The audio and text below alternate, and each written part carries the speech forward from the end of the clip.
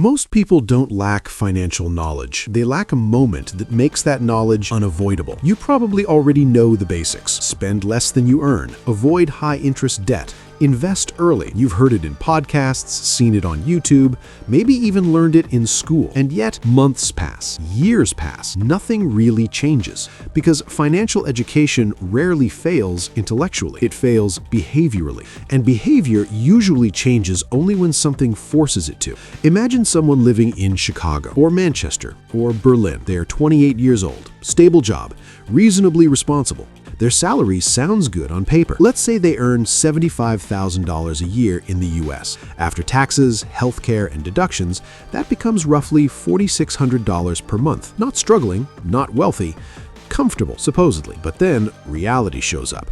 Rent for a modest apartment, $1,800. Car payment and insurance, $550. Student loan payment, $400. Utilities and internet, $250. Groceries, $450. Phone, subscriptions, and apps, $150. Eating out, birthdays, social plans, short trips, $500. Credit card minimum payments, $300. Without anything extravagant, they're left with maybe $200 or $300 at the end of the month. And that's assuming nothing breaks. No medical bill, no sudden travel, no job uncertainty. On paper, they understand saving matters. In practice, saving feels theoretical. Before we go further, I'm Liam. If you value calm, rational conversations about money, the kind that help you think more clearly instead of react emotionally, consider subscribing. Now let's continue. Here's the uncomfortable part. This person is not financially irresponsible. They're financially normal, and that's exactly the problem. Modern financial life is designed so that knowledge alone doesn't change outcomes because every expense feels individually reasonable. The apartment isn't luxury, the car is practical, the dinners are social survival, the subscriptions are small. Nothing feels like a mistake, but together they form a system that quietly prevents progress. Financial education teaches rules, daily life teaches exceptions, and exceptions always win.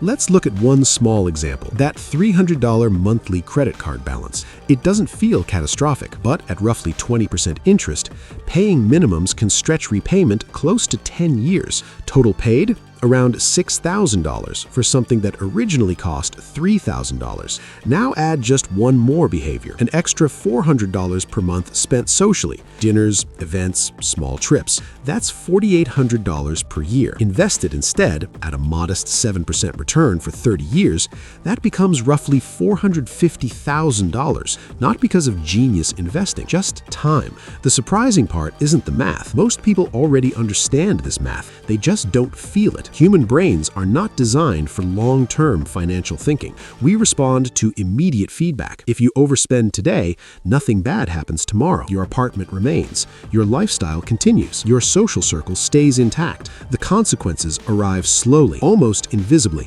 Behavioral psychologists call this delayed punishment. When outcomes are delayed, learning doesn't stick. Compare that to touching a hot stove. One mistake, immediate feedback, permanent lesson. Money rarely works like that, so financial education stays abstract until something forces clarity.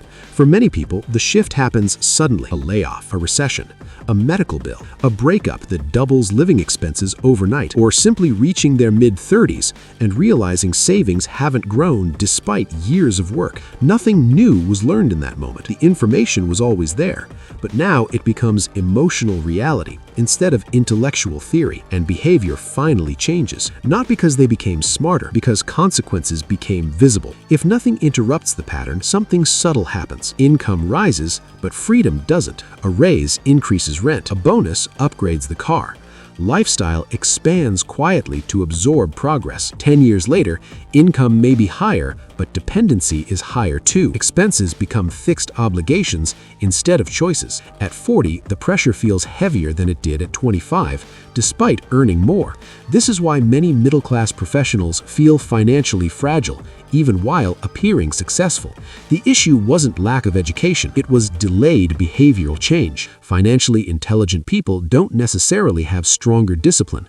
They simply interpret decisions differently. They don't ask, "Can I afford this month?" They quietly ask, "What future version of my life does this make normal?" A car payment isn't just $550. It's 5 years of reduced flexibility. A higher rent isn't just comfort. It's a permanent increase in required income. They evaluate patterns, not purchases. And that changes behavior before crisis forces it. The goal isn't restriction, it's optionality. They understand that financial stability isn't about maximizing pleasure today or sacrificing everything for tomorrow. It's about reducing the number of decisions future you is forced to make under pressure. Financial education doesn't fail because people are careless. It fails because knowledge without emotional urgency rarely changes behavior. Most people only adjust when reality removes alternatives. But understanding this creates a quieter advantage. You don't need a crisis to learn the lesson. You only need to recognize that small, repeated decisions are shaping a future version of your life, whether you notice or not. No panic required, no extreme changes, just awareness. Because once behavior aligns with understanding, money stops feeling confusing and starts feeling predictable. If this kind of calm, rational perspective helps you see your financial life more clearly, consider subscribing.